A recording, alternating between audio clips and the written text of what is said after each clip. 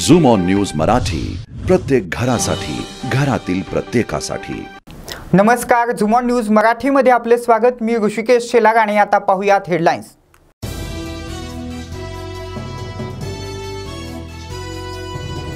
मंत्री एकनाथ शिंदे यांनी केली समृद्धी महामार्गाची पाहणी। 2 मेला पहिला टप्पा होणार सुरू।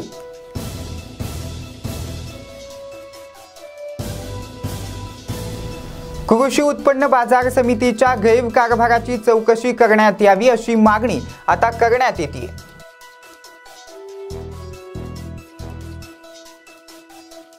मोहित कंबोज यांच्यावरती प्राणघातक हल्ला, अतुल भातळकर यांची प्रतिक्रिया।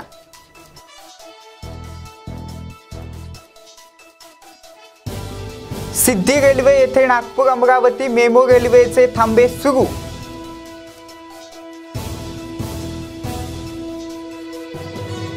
मातोश्री बाहेर शिवसैनिकांचं भजन।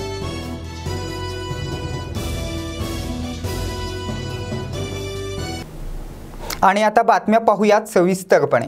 सामाजिक बांधकाम मंत्री एकनाथ शिंदे यांनी समृद्धी महामार्गाची पाहणी केली। 2 मेला नागपूर ते शेलू बाजारापर्यंत 210 किलोमीटरचा पहिला टप्पा सुरू होणार आहे।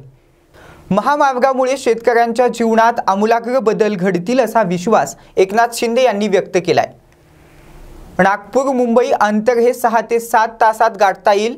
डिसेंबर 2023 पूर्वी हा महामार्ग वाहतुकीसाठी खुला होईल।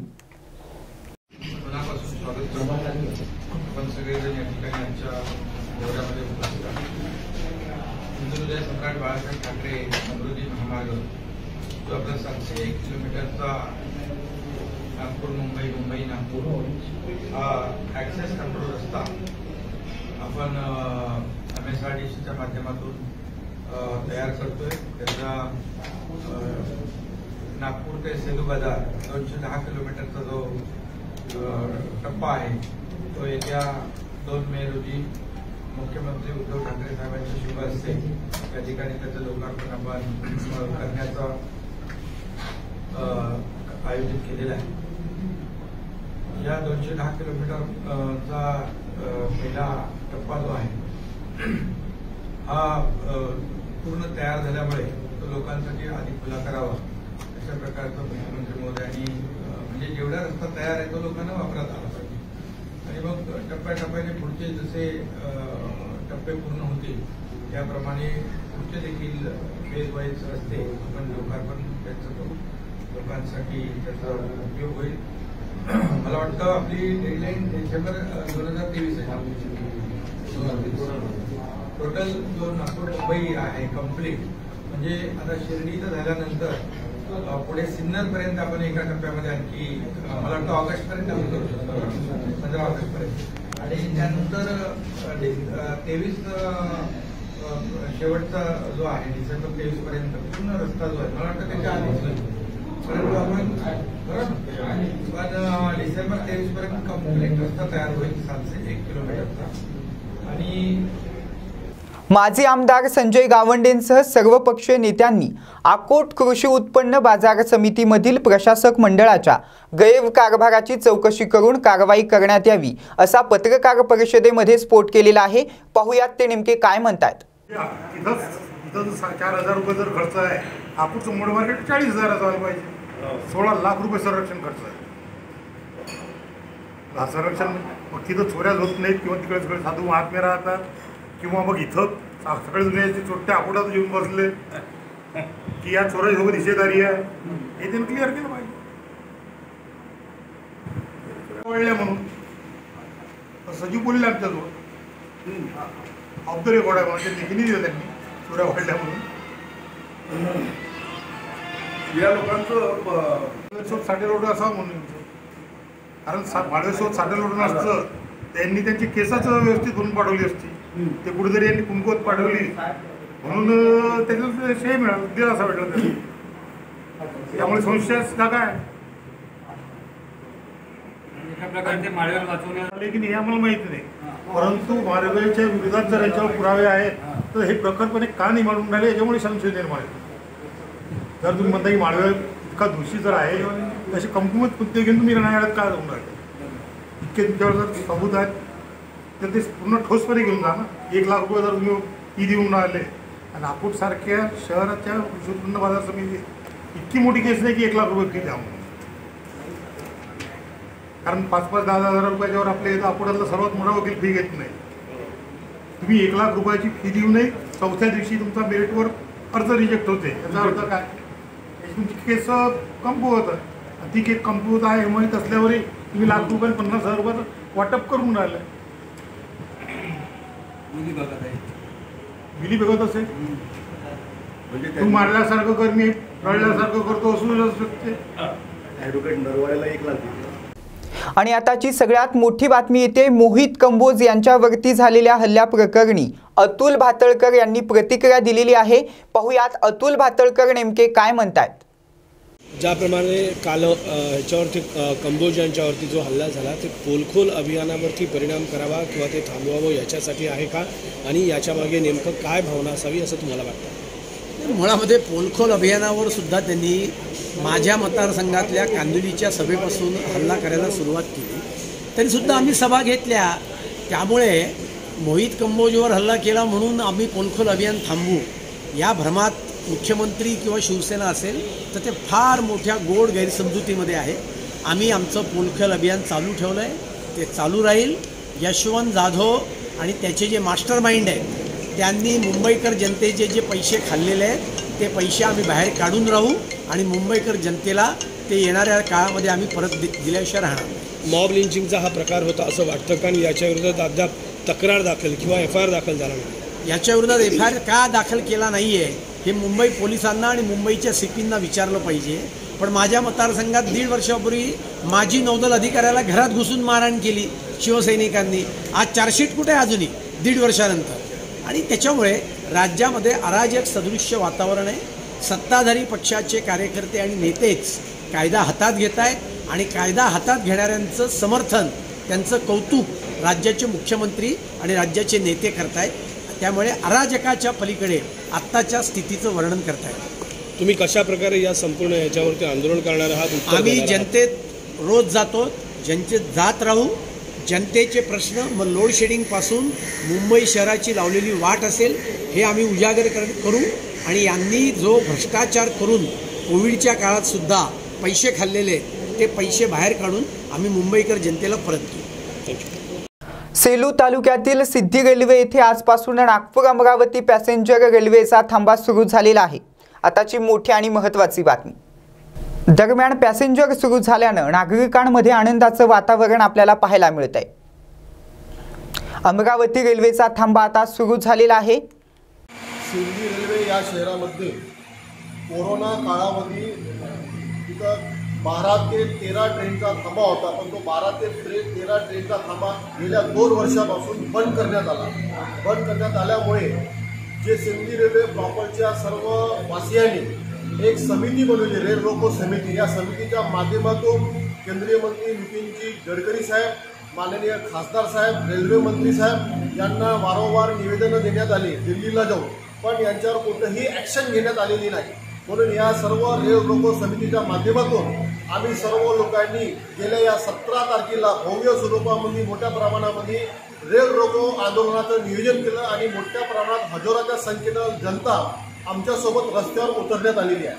त्यावेळेस आम्हाला रेल्वे डिपार्टमेंटकडून आणि पोलीस प्रशासनाकडून एक आश्वासन देण्यात आलं होतं का येणाऱ्या 8 दिवसामध्ये आम्ही पॅसेंजर गाडी, मेमो गाडी हे थांबवण्यात येईल आणि 30 दिवसाच्या आत विदर्भ एक्सप्रेस थांबवण्यात येईल. तर आजच्या तारखेला आज सकाळी 9 वाजता जे पॅसेंजर गाडी, जे मेमो गाडी आहे अमरावती नागपूर जाणारी, ह्या गाडीचा थांबा आजपासून सुरू झालेला आहे. सर्वांमध्ये सिंधीवासियांमध्ये एक आनंदाचं वातावरण आहे. आम्ही जल्लोषामध्ये स्टेशनदारीचे जे स्टेशनदारी मास्टर आणि जे ट्रेनवर जे ट्रेन चालकदार आम्ही यांचं जल्लोषात स्वागत करण्यात आलं शाल स्वीपर देऊन आणि त्यांना शुभेच्छासुद्धा देण्यात आल्या. आणि स्टेशनदारी मास्टर यांना आम्ही निवेदन दिलं का जसं तुम्ही आम्हाला 2 गाडीचं आश्वासन देण्यात आलेलं होतं की येणारी विदर्भ एक्सप्रेस 30 दिवसाच्या आत हे सुद्धा त्याचा थांबा आम्हाला लागणार. तो थांबा मिळाल्यानंतर सिंधी रेल्वे या गावातल्या सर्व जनतेच्या मनामध्ये एक आनंदाचं वातावरण तयार राहणार आहे. आणि आज सुद्धा आम्हाला चांगला दिलासा मिळाला. आज सुद्धा सिंधी रेल्वे या गावातल्या सर्व नागरिकांमध्ये एक आनंदाचं वातावरण तयार झालेलं आहे. आणि अतिशय महत्त्वाची बातमी, मातोश्री बाहेर शिवसैनिक भजन करत होते। यावेळी नगरसेवक अनिल पाटणकर देखील पाहायला मिळालेले आहेत। पाहूयात मग। आपण बघू शकता शिवसैनिक कशा पद्धतीने भजन म्हणतायत। शिवसैनिकांची भजनघाई आपण पाहतोय थेट झुमॉन न्यूज मराठीवरती आणि आपल्याला यामध्ये थेट नगरसेवक अनिल पाटणकर देखील पाहायला मिळतात। वो कल ही आए हैं, आज 9 बजे का वक्त दिया था उन्होंने, और उनका हनुमान चालीसा का पाठ सुनने के लिए, और वो पाठ सुनने के बाद महाप्रसाद की तैयारी हमने की है और महाप्रसाद उन्हें देने के लिए हम यहाँ उनकी राह देख रही है। एक आरोप लगाया है कि शिवसेना महाराष्ट्र में लॉ एंड ऑर्डर कौन बिगाड़ रहा है? मैं तो आपके मीडिया के माध्यम से बोलूँगा कि राज ठाकरे साहब ने मस्जिद के सामने भोंगा लगाने का बात किया तो ओवैसी ने सीधा बोल दिया कि इसके पर ध्यान नहीं देने का, तो वहाँ किधर तो उन्हें लगा कि हमारा ये सब फंस रहा है, तो फिर ये पिल्लू बाहर निकला है कम्बोज का वो हॉर्न बांट रहा है। ये वहाँ अमरावती में बैठे थे, उधर से उन्होंने मांग की यहाँ हमें चालीसा पढ़ना है। अगर इतना ही हनुमान चालीसा पढ़ने का शौक है तो तुम्हारे आंगन में बड़ा पंडाल डाल के पढ़ो ना। आज वो हनुमान चालीसा पढ़ने का है और लॉ एंड ऑर्डर कौन खराब कर रहा है? क्या ज़रूरत है उनको? मालूम पड़ा उनको हिंदू मुस्लिम कराने का था मुंबई में, ये देश में ये हो नहीं सका। सब मुसलमान बेचारे शांत बैठे हैं, तो इसके लिए कुछ नहीं तो सेना को भड़काओ और लॉ एंड ऑर्डर सामने लाओ।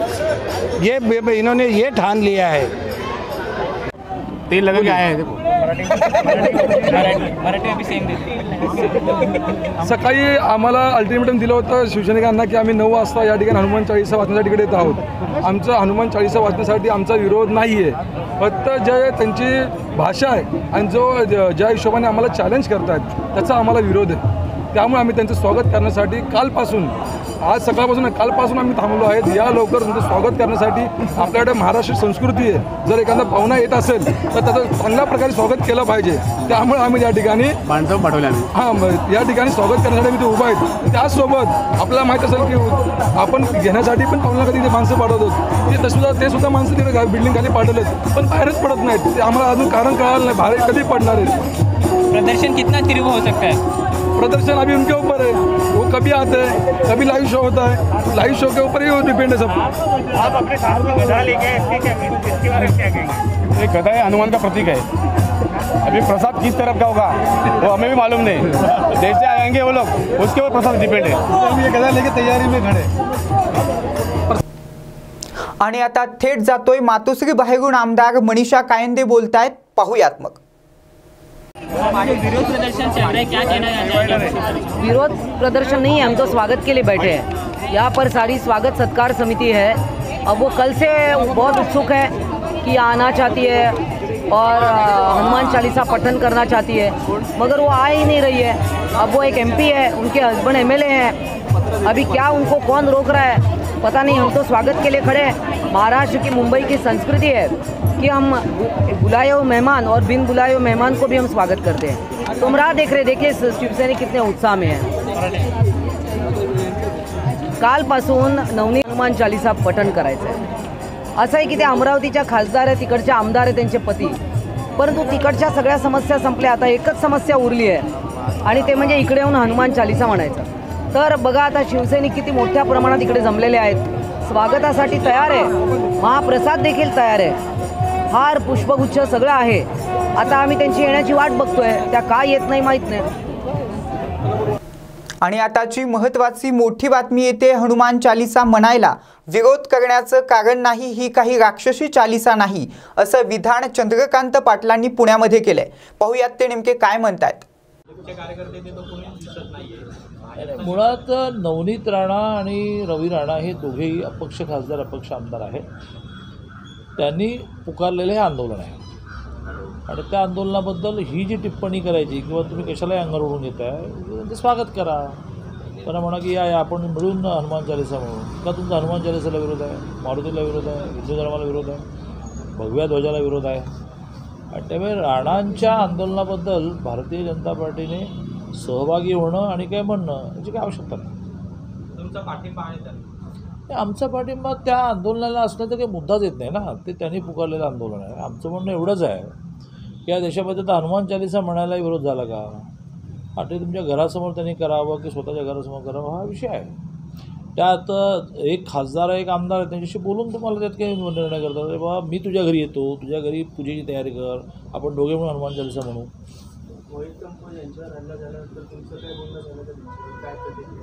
माझं काय झालं? मोहित कंबोजशी सकाळपासून 4 वेळा बोलणं झालं. मी त्याला म्हटलं की पुरेशी सुरक्षा वाढवा, हे सरकार काही तुला सुरक्षा व्यवस्था देणार नाही आणि अशा प्रकारचे भॅड हल्ले ही परंपराच आहे. दादागिरीच्या साह्याने कोल्हापुरात काय झालं? इतकी दडपशाही की एखाद्या कार्यकर्तीने तिच्या संपर्कातल्या काही लोकांना जेवण दिलं तर तिला आता घर सोडायला भाग पडतं.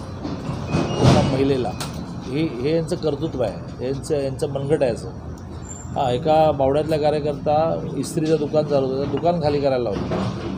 हे फार काळ नाही चालत. त्या दडपशाहीनंतरही कोल्हापुरात 78,000 मतं घेतले. सर राणा असं म्हणतात की उपराष्ट्रपती असतील, राष्ट्रपती त्याचबरोबर पंतप्रधान यांनी या सगळ्यांमध्ये लक्ष घालावं. सध्याची राज्यामध्ये परिस्थिती निर्माण झाली आहे. तुम्हाला वाटतं का राष्ट्रपती राजवट लागण्याची वेळ? नाही, मुळात महाविकास आघाडीच्या पोटात इतकी भीती आहे की काही झालं की त्यांना राष्ट्रपती राजवट आठवतं. आम्ही काही कोणी राष्ट्रपती राजवटीची मागणी केलेली नाही आहे. आम्ही काही व्हाया राज्यपाल राष्ट्रपतींना काही पत्र लिहिलेलं नाही. आम्ही काही पंतप्रधानांना विनंती केली नाही. स्वतः मोदीजी हे अशा प्रकारचे व्यक्तिमत्व आहे की अशा प्रकाराने फसवणूक करून का होईना निवडून आलेल्या सरकारवर, फसवणूक करून का होईना फॉर्म झालेल्या सरकारवर अशी कारवाई करेल असं मला वाटत नाही. राणाजी कशाला, सामान्य माणसालाही अधिकार आहे की त्याने राष्ट्रपती राजवटीची मागणी करावी, पण आम्ही काय अशी राष्ट्रपती राजवटीची मागणी केली नाही. त्याचा आढावा राज्यपालांनी घ्यायचा असतो. आणि या क्षणाची मोठी बातमी येते. आमदार रवी राणा, खासदार नवनीत राणा यांच्या अमरावती येथील गंगा सावित्री निवासस्थानाबाहेर शिवसैनिकांनी राडा घातल्याचं पाहायला मिळतोय. अनेक शिवसैनिक या ठिकाणी दाखल झालेले आहेत आणि यावेळी राणा यांच्या विरोधात जोरदार घोषणाबाजी होतीये. आपण बघू शकता शिवसैनिक राणा यांच्या घराबाहेर दाखल झालेले आहेत. शिवसैनिक राणा यांच्या विरोधात घोषणाबाजी करतायत आणि आपण थेट दृश्य बघतोय अमरावती येथील राणा यांच्या गंगा सावित्री निवासस्थानाबाहेरची. आपण बघतोय की राणा यांच्या निवासस्थानाबाहेर शिवसैनिक आलेले आहेत. शिवसैनिक राणा यांच्या विरोधात घोषणाबाजी करतायत. राणांनी सांगितलं की मी मातोश्री समोर जाऊन दाखवत. रवी राणा घरातूनही मुंबईतून निघू शकून नाही राहिला. आज रवी राणाच्या मुंबईच्या घरासमोर आणि मातोश्री समोरही शिवसैनिक जमा आहे. आम्ही रवी राणांना सांगितलं होतं का विदर्भ एक्सप्रेसवर पाय ठेवून दाखव, पण चोरासारखं रात्रीच्या अंधारात लपून जावं लागलं. म्हणून आज आम्ही अमरावतीचे शिवसैनिक मुंबईच्या शिवसैनिकांच्या सोबत खांद्याला खांदा लावून रवी राणाच्या घरासमोर आहोत. आणि आता बातमी आहे औरंगाबादमधून लोडशेडिंग विरोधात सामाजिक कार्यकर्ते मंगेश साबळे यांनी अनोखे आंदोलन केलेलं आहे. थेट पाहण्यासाठी जातोय. यावेळी साबळेंनी ज्वलंत प्रश्नांचा आंदोलनाच्या माध्यमातून पाढा वाचलेला आहे आणि थेट आपल्याला ते डीपी वरती चढलेले पाहायला मिळतात. आपण पाहू शकता त्यांच्या हातामध्ये पेट्रोलची बाटली आहे, त्याचबरोबर गॅस सिलेंडरची टाकी देखील आपण त्यांच्याकडे पाहतोय. आणि हे अनोखे आंदोलन आपण बघतोय महावितरणाच्या विरोधातले हे अनोखे आंदोलन आपण बघतोय. दरम्यान जनतेच्या ज्वलंत प्रश्नांचा ते आपल्या आंदोलनाच्या माध्यमातून पाढा वाचतानाचं हे थेट दृश्य आपण बघतोय झूम ऑन न्यूज मराठीवरती. डिझेलचा मार, गॅसचा मार आणि आता या भोंगळगाड्या MSCBचा लोड शेडिंगचा मार, हे सहन करणार नाही शेतकरी. आता सहन आम्ही करणार नाही. अंधारात आमची लोड शेडिंग करायला लागले ना आमच्या घरात चोर घुसायला लागले. अरे किती दिवस आम्ही शांत बसायचं, आता आम्ही शांत बसणार नाही. पेट्रोल, डिझेल, गॅसचा मार आणि यावरून लोड शेडिंगचा मार आणि हे हिंदू मुस्लिमचं राजकारण करताय. अरे अल्लाह अकबर, जय हनुमान, सबको सम्मति दे भगवान, हमारे बच्चों को शिक्षा दे भगवान, अरे हमको उजाला दे भगवान, ये लोड शेडिंग ये महंगाई हटा भगवान, अरे ईश्वर अल्लाह तेरो नाम, सबको सम्मति दे भगवान. आणि अतिशय महत्त्वाची बातमी आमदार अमोल मिटकरी यांच्या विरोधात यवतमाळमध्ये पुरोहित ब्राह्मण समाजाचा मोर्चा आपल्याला पाहायला मिळतोय. आपण बघू शकता आमदार अमोल मिटकरी यांच्या वक्तव्यानंतर यवतमाळमध्ये हा मोर्चा निघालेला आहे. ब्राह्मण समाजाचा हा मोर्चा थेट आपण यवतमाळमधून बघतोय. यावेळी आमदार अमोल मिटकरे यांच्या विरोधात घोषणाबाजी करण्यात येते। थेट हे दृश्य आपण बघतो। यवतमाळ मधून पुरोहित ब्राह्मण समाजाचा मोर्चा यवतमाळ मधून निघालेला आहे। वैदिक ब्राह्मण सभा संपूर्ण महाराष्ट्र आणि भारतवर्षातले जेवढे वैदिक पुरोहित ब्राह्मण आहेत त्या सर्वांच्या वतीने मी हा निषेध या ठिकाणी व्यक्त करतो। मला एकच प्रश्न विचारायचा अमोल मिटकरेजी यांना की त्यांनी त्यांच्या जीवनामध्ये त्यांच्या आईकडून जी शिकवण मिळाली किंवा त्यांनी ज्या पद्धतीने त्या सांगलीच्या सभेमध्ये जे वक्तव्य केलं हे अतिशय दुर्दैवपूर्ण वक्तव्य आहे। आपल्या भारतीय संस्कृतीमध्ये 16 संस्काराची गणना होते। संस्काराशिवाय कुठलीही वस्तू किंवा कुठलाही व्यक्ती हा परिपूर्ण होत नाही। जन्मापासून तर मृत्यूपर्यंत आपल्याला प्रत्येक वेळेला ब्राह्मणाच्या उपस्थितीची गरज असते। जोपर्यंत ब्राह्मण त्या ठिकाणी येऊन मार्गदर्शन करणार नाही तर ती क्रिया कशी करावी, ते कर्म कसं करावं हे सुद्धा त्या ठिकाणी सांगितलं जाणार नाही। तो ब्राह्मण हा त्या ठिकाणी सर्वांचं हित करावं म्हणून त्याला पुरोहित असं म्हटलेलं आहे। कुलपुरोहिताची व्याख्याच ती आहे की सर्वांचं हित करण्याची ज्याची प्रवृत्ती आहे सा पुरोहित हा जो पुरोहित आहे त्याच्यावर जर तुम्ही अशा पद्धतीने वक्तव्य करून त्याचा जर मान किंवा त्याचं जे स्थान आहे समाजातलं ते जर खच्चीकरण करण्याचा तुमचा जर प्रयत्न होत असेल, काय मागणी आहे आपली वाली, तर आमची याच्यामध्ये एकच मागणी आहे की अमोल मिटकरे यांनी संपूर्ण भारतवर्षातल्या वैदिक ब्राह्मण सभेचं आणि संपूर्ण समाजाचं त्या ठिकाणी क्षमायाचना करावी एवढी सर्वात महत्त्वाची आमची मागणी आहे। आणि बुलेटिनच्या शेवटी पुन्हा एकदा पाहूयात हेडलाईन्स।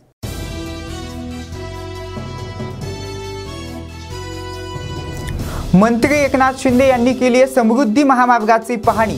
2 मेला पहिला टप्पा होणार सुरू।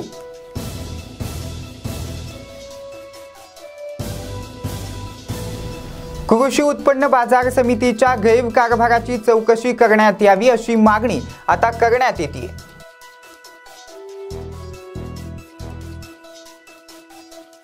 मोहित कंबोज यांच्यावरती प्राणघातक हल्ला, अतुल भातळकर यांची प्रतिक्रिया।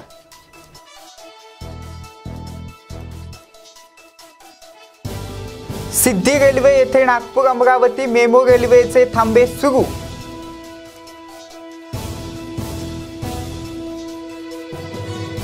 मातोश्री बाहेर शिवसैनिकांचं भजन।